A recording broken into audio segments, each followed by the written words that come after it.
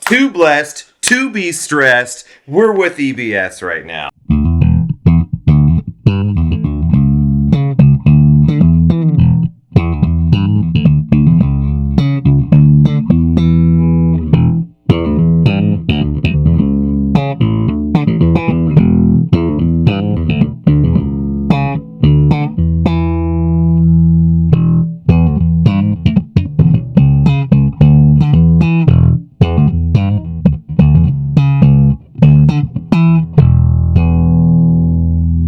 All right, who's starting this off? I think we just go for it, dude.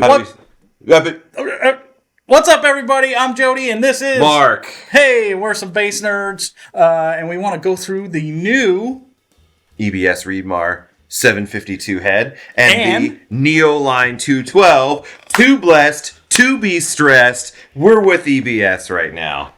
He came up with that. I did not approve that. I also did. I f***ed up the rhyme at the end. EBS right now? What the f*** is that? I just should have stopped at EBS.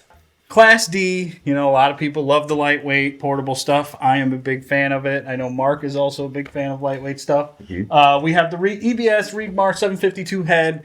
It's a Class D head, 750 watts down to 2 ohms, which you don't find very often. It's 4 ohms. At 4 ohms, it's 450 watts, and then I think it drops down below that when you go to 8 ohms. But you've got a lot of really great features in here, tonal capabilities. If I just walk through all your knobs here, we have a... Let's go for a walk, dude. Let's go for a walk.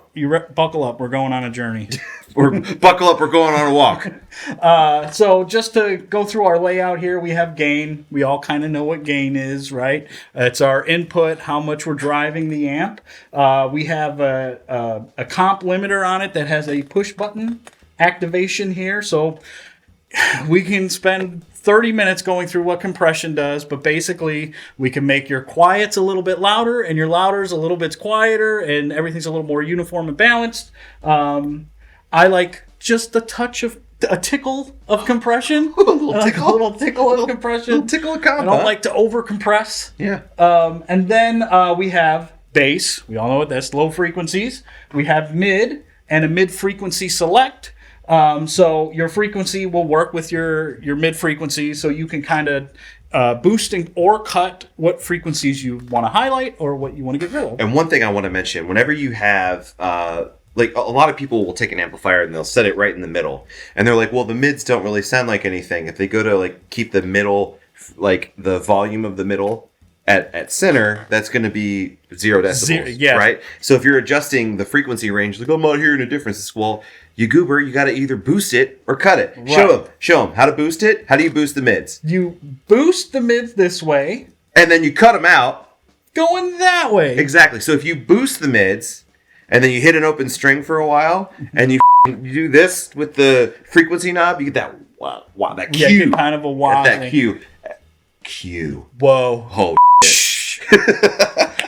This amp's sending us a message, dog.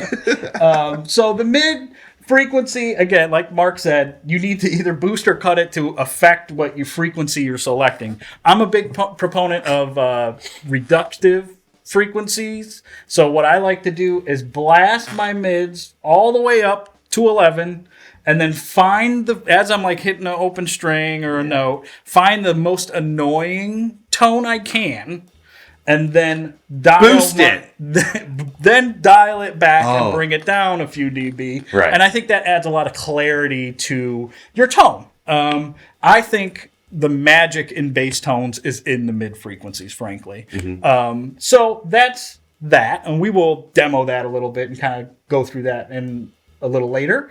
Then we have treble, again, kind of your high frequencies.